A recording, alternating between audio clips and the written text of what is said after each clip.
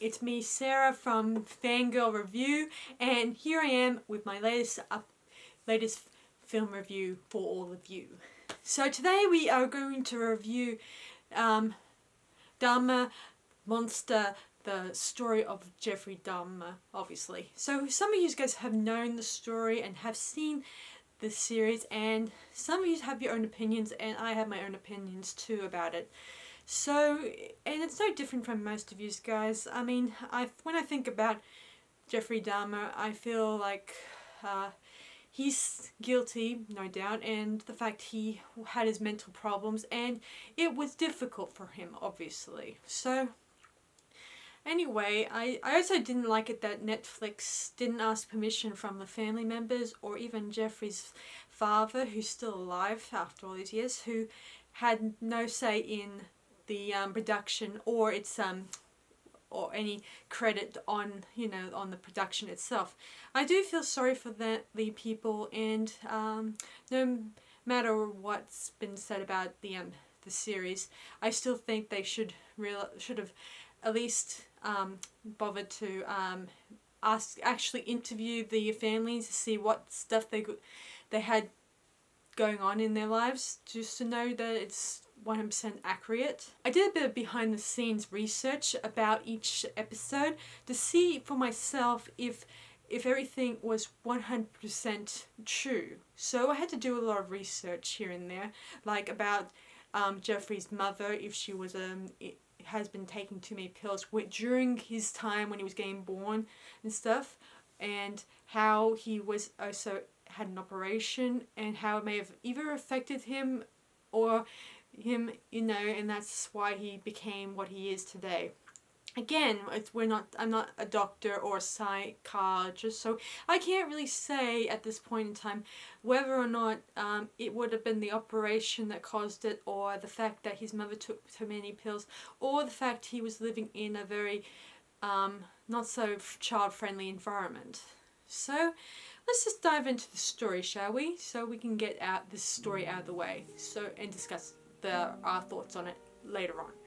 So anyway, the story begins where Jeffrey is taking his latest victim to his home, and he's about to start mixing his cocktail and trying to plan on doing the things that he plans to do with this latest victim. But luckily enough, he was able to escape and was able to go to the police and was able to tell them what's happened. And they came by the house and they saw bits and evidence of photos and other stuff that indicated that Jeffrey was a serial killer. So they ended up arresting him, and then they took him away. And of course, Glenda Cleveland, who is a neighbor to Jeffrey, kept on yelling that she called them constantly, telling them about the noises, the smells coming from the air vents and stuff like that. But they continued ignoring her calls, like making out that it was a prank call or something, which is stupid. Anyway, we then flash to Jeffrey's dad, who gets a call and assumes that Jeffrey may have gotten hurt and stuff, but as it turns out, Jeffrey was arrested, obviously. Then we flash back to the past where Joyce, Jeffrey's mum, is about to give birth to Jeffrey. Unfortunately, she's been taking a lot of pills, pain medication and sleeping medication too. And of course, Leon is a little concerned about this. He goes to a doctor with her and the doctor explains that this birth should be a pleasant experience for you, so maybe lay off of a couple of pills. Of course, she's been going to multiple doctors telling her what pills to take and stuff like that. I don't know if she's ever been. This might be the only time they've gone to a doctor together, whether or not to confirm she's been taking more than one set of medication. And a lot of people have told me over the years that if you're doing other medication and your doctor has prescribed some other stuff, you always have to make sure that you tell the doctor that you have these other medications to deal with, and will this affect you in any kind of weird way. I'm no doctor, but I know that's mostly the subjects that doctors would often bring up to their patients every so often. Anyway, so moving on. So we meet Jeffrey at 12 or 10, I'm not sure, where he collects some tadpoles and gave them to his teacher as a present. But then she gives them away to another boy in his class, and he gets annoyed about this. So he takes the tadpoles and takes them and poisons them and kills them, obviously. And then we see Jeffrey spending time with his father, and they're actually looking at some roadkill that was underneath their house, where his dad, he develops this curiosity of their organs and stuff. And this doesn't end there. Jeffrey's father and him, they continue this little hobby of theirs by going out and checking out other roadkill. And it sort of was one of the things that kind of, the key things that kind of probably took Jeff's interest, for cutting up and, seeing what's inside of things. So anyway, moving on. So Jeff, now it's in his teenager years, he's actually fishing with his father, and there, as he's watching his dad gut some fish and stuff, he develops some feelings, enjoys the look of them, obviously. Of course, this is this point in time where Jocelyn and his father are going to be doing the divorce procedures. And they're going through them, and as they're going through them, she wants custody of her youngest son, David. And I don't even know what's become of David. I think I heard last time I read that David has changed his last name and cut off all contact with his brother when he found out about the whole crimes that he committed. Anyway, that's the only things I found about David, so that's pretty much it, obviously. Anyway, Joyce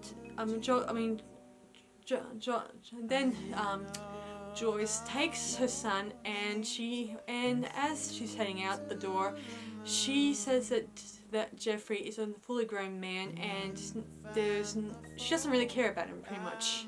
So later on, we see her packing up her stuff, and she tells her son about how much she dislikes the fact about his hobbies, about getting roadkill and cutting it up and stuff, and she just likes the fact that she just hates him, obviously, and she just wants to leave, obviously, and she's continues to act weird and crazy throughout this. She goes on about UFOs. She's probably going through those weird fictional newspapers, like the ones that deal with, I gave birth to an alien boy, whatever, those sorts of magazines you see. Anyway, she heads out, and at this point, Jeffrey's dad is already out. I mean, he's gone for a couple of months, and he's with a new love interest, obviously. And at this point, Jeffrey's alone for 4 months, and in that time, he's quite alone.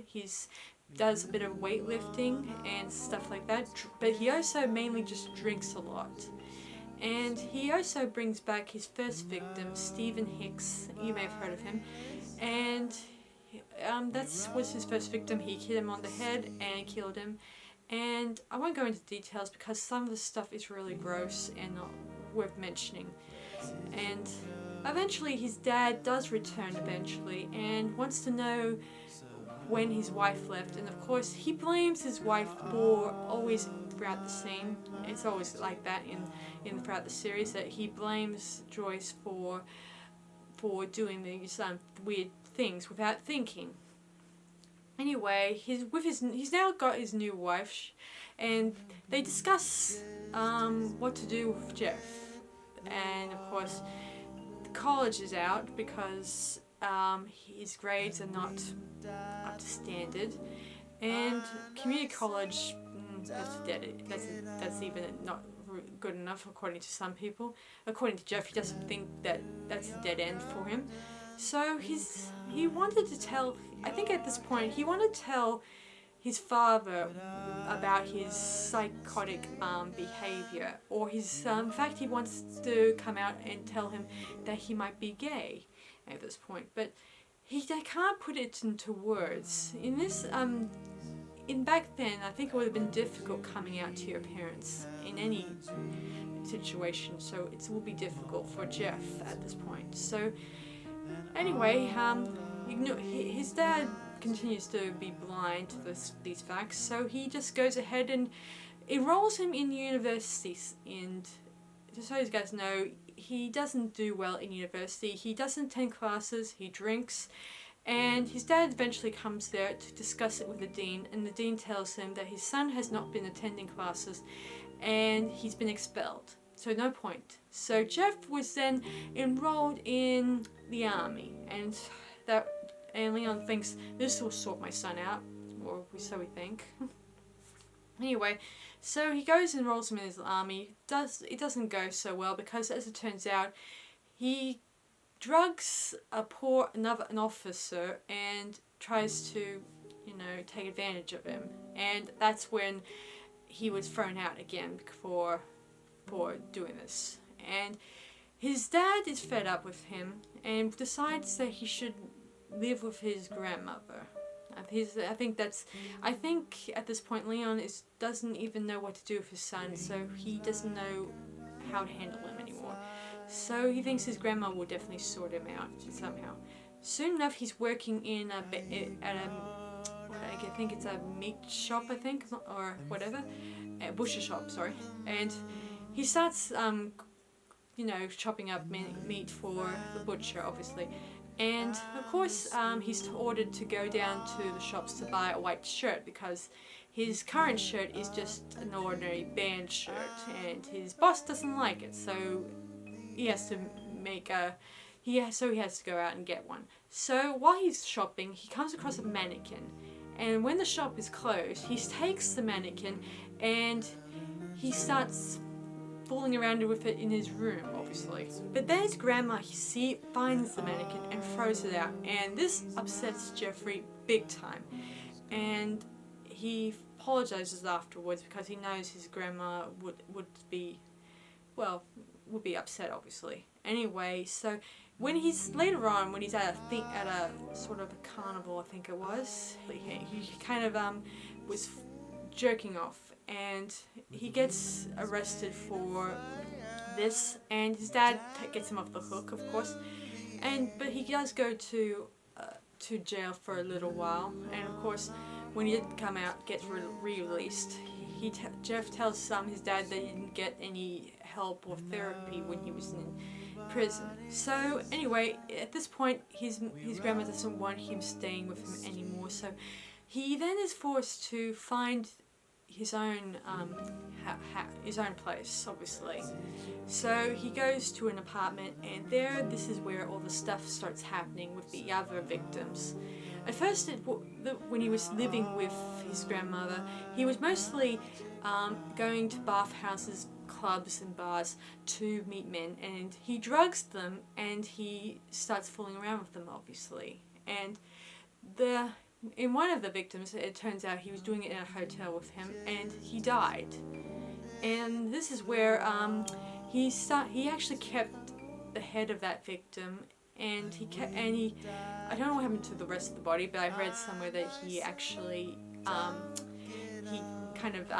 kept the body, obviously, pieces wise, and he kept the head in a box, obviously. Anyway, so he then starts living on his own, and there he starts continuing his pursuit of his dangerous hobby, obviously I should call it, where he starts going to clubs, finds other guys, and takes them back to his place, and starts drugging them and then killing them, obviously. And then, of course, as we get closer to we do end up meeting a few of the other guys that he encounters, and of course, he doesn't remember, according to Jeff, he doesn't remember their names. He just doesn't consider his victims, he doesn't think of them as people, is what I'm saying. Anyway, and of course that's what the police say, and soon enough, Jeff is eventually in court, and the victims' families are there, and so you guys know, he also propositioned a 14-year-old boy, and this upsets the family, and that they lost their 14th son. And the police who were on the scene of when the kid was getting killed, they said Jeff told them that he was an 18-year-old boy, a legally adult.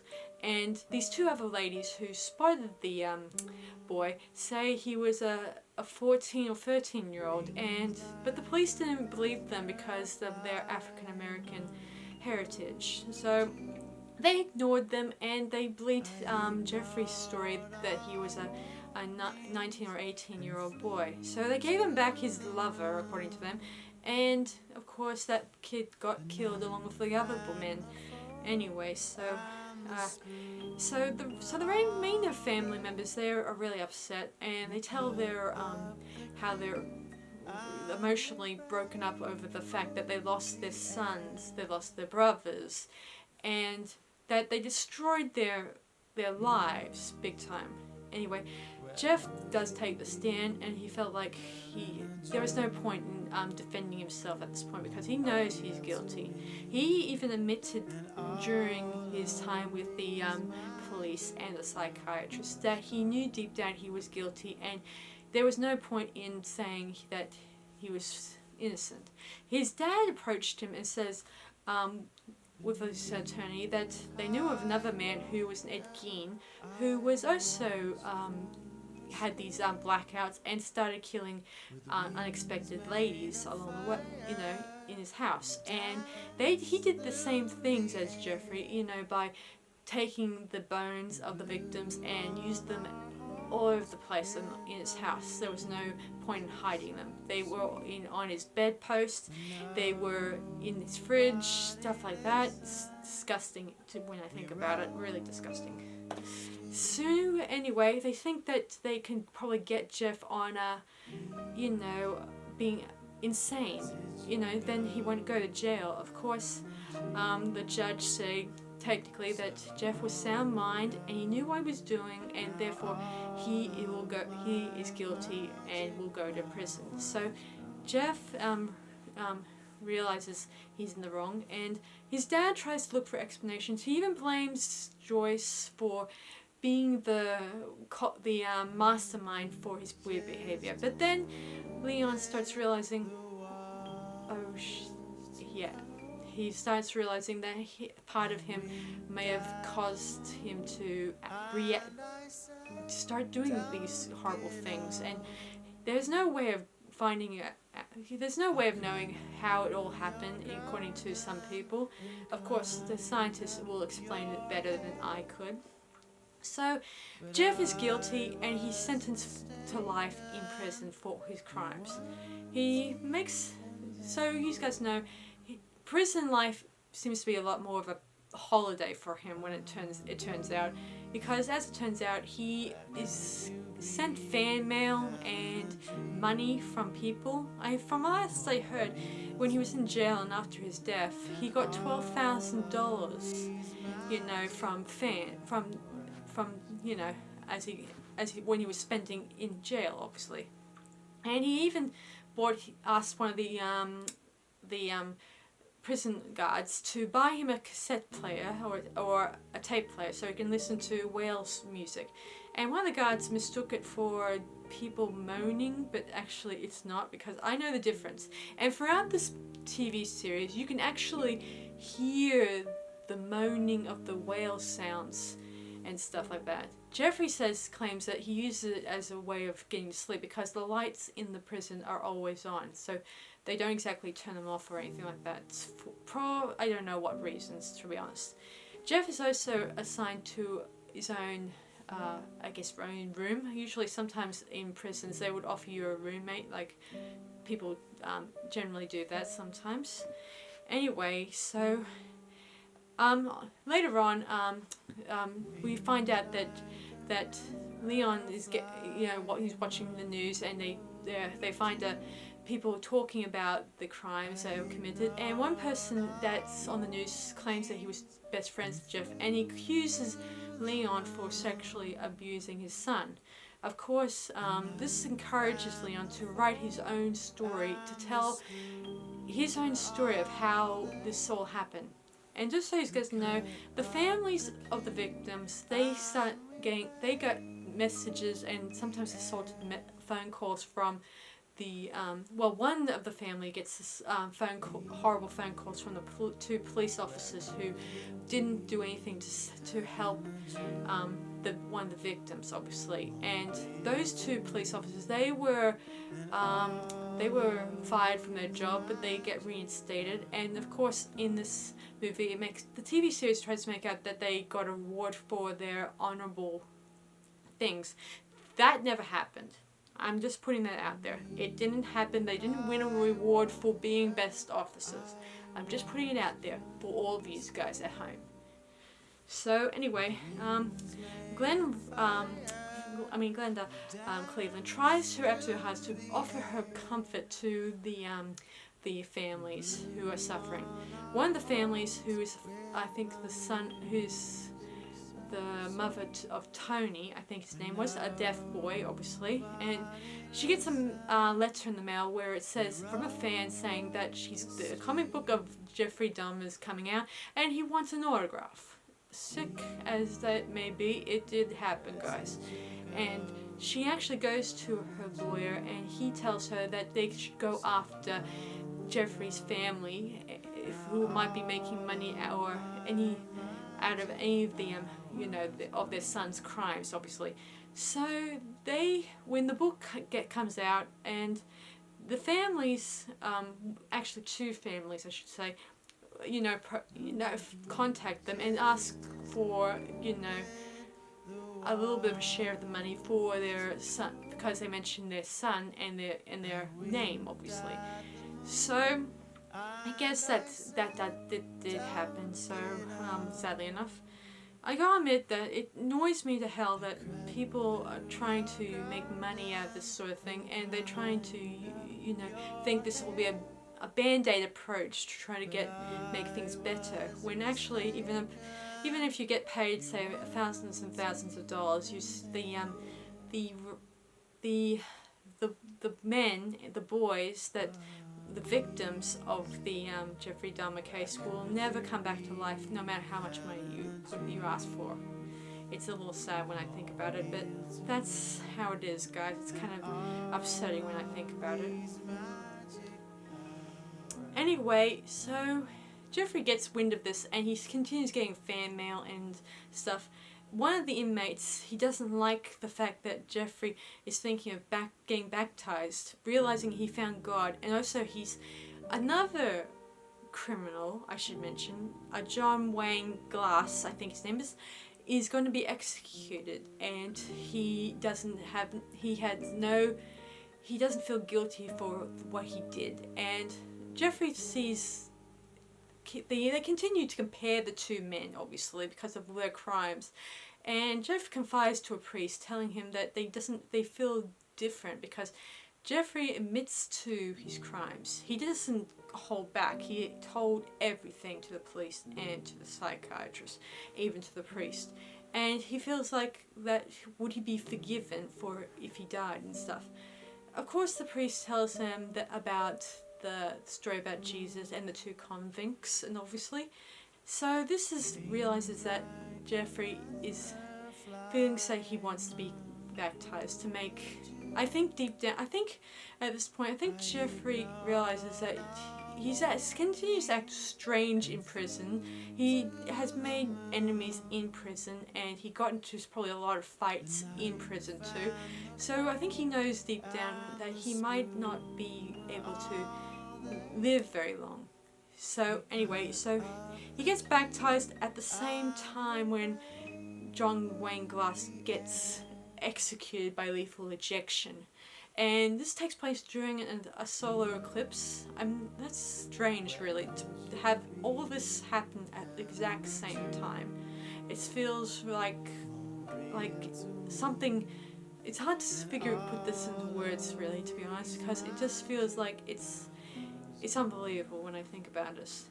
Anyway, later on in prison, Jeffrey then gets approached by one of the prisoners, and he kills Jeffrey, and along with another inmate, obviously. And of course, Leon comes to the jail and he looks at his dead son, feels sad, remorseful, and stuff like that. Then later on, we are they're in a lawyer's office. Him and Joyce are there, and they go into the office, and there the lawyer explains that the body has been cremated, and both Joyce and Leon have a bit of a half of of Jeffrey's ashes, but, and here's the big but, guys, and the mother of all buts, it turns out that Jeffrey's brain has been cut open, and they were planning on and stored in a fridge somewhere, where they plan on making some slides and try to figure out why up there Jeffrey did these crimes. Joyce is all for it, but according to Leon, he wants to follow what his son wishes to do. So he tells Joyce that it was in his son's will that all of his body will be cremated, and that he will not have a gravestone or a coffin or anything like that, and no mourning ceremony whatsoever. Of course, he had the mourning ceremony. He didn't invite Joyce for reasons. I don't know why. Maybe it's because he doesn't like they continue bickering like cats and dogs. Anyway, Joyce thinks that they ought to do something. She thinks it's maybe a tumor in his brain. Maybe it is, maybe it isn't, or something. Anyway, so he then tells her about John Wayne Galas's death, obviously, and how they pretty much took his brain out and did some slides, and they found he was perfectly normal, nothing wrong with him, and all that. So he thinks Jeffrey's brain will be exactly the same thing. So of course they go to court over this. The judge is on Leon's side and says to the couple that he thinks this is a very unnecessary thing, and the brain should be destroyed. So they destroy the brain, no slides, nothing. So the brain is destroyed. No one knows exactly how Jeffrey did this sort of thing. Soon enough, Glenda Cleveland tries to approach the community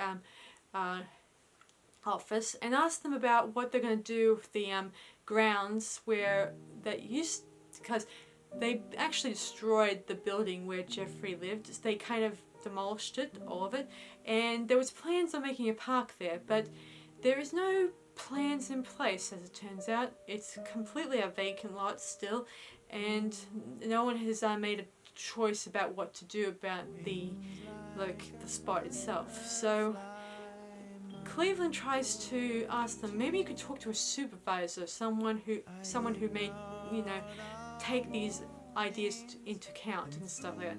She thinks maybe they should make a memorial to the victims of Jeffrey Dahmer. Of course, the staff there want to forget about the whole incident because it's not exactly something to be looking forward to. But I think they should put something there to make sure that the victims don't get forgotten, obviously. Anyway, so soon enough, she's at the spot and thinking that she'll try not to let Jeffrey win and stuff like that. And then we fade out. I certainly like the colors they may have used in this TV series. The greens, the creepy yellows. They were very effective, especially for the nighttime shots. They were very gory and creepy and stuff like that. And they make me think of decay, rotten flesh, creepy stuff, and gross. I guess that's what the directors were approaching for and stuff like that for this TV series. So I do like their direction in this to make this look creepy and stuff. And I do agree that the families should have had something to remember their loved ones. I wish they could have made the memorial thing they mentioned, but I don't know. I do hope the families are doing well, and I hope that they will find inner peace in everything. I mean, I do understand that how much they're suffering at the moment, and how they don't feel happy that the series went, and portrayed their families in such a different light to the one and everything, and they didn't bother actually asking them about their backstories, their sons' backstories, their brothers' backstories, and stuff like that. They probably made up some stuff to, and probably actually went by those previous interviews with the families, maybe from and not to mention, I think that they probably used previous interviews that they used for that made Jeffrey Dahmer. Like they probably went by the previous interviews. I've seen a few of them. They seem interesting, and all that stuff. And I do think that it is a sad series when I think about it. There's also talk about there might be a season 2, and some of the people in the media have made out that it's a Jeffrey Dahmer season 2, but it's not like that. According to the directors, the creators, they said this is going to be an anthology series. So this will cover probably other type of serial killers as we go along. So next one may be a different one, and the next one after that might be another set of serial killers, stuff like that, and all that stuff. I do think that they should have been more careful how they did this first one, because it's got a negative light at the moment because of the families are still, they just don't like the fact that how they portrayed their family members in this. I mean, some of them seem to be very close to their family members who stood up in court and stuff like that, and their dialogue is very 100% similar. And like even the scene with the woman charging at Jeffrey, trying to yell at him, stuff like that, that scene did happen in court, and of course it is upsetting when I think about it. So I did think it was a bit. I mean, I did also seen a documentary about Jeffrey Dahmer, where real people talked about how they interacted with Jeffrey. Most of them were either ex-classmates who may have known him as in a third person kind of way, and others who were sort of family members, like Jeffrey Dahmer's dad. He's still out there, he's still alive, who actually appeared in the documentary. This was back in 2020. This was before the series was released, obviously.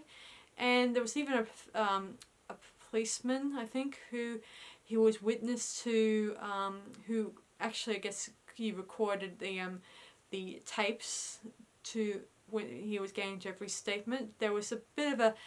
They also did the recordings, but just so you guys know, it's not the real Jeffrey saying the dialogue in that documentary. It was just an actor just doing the same,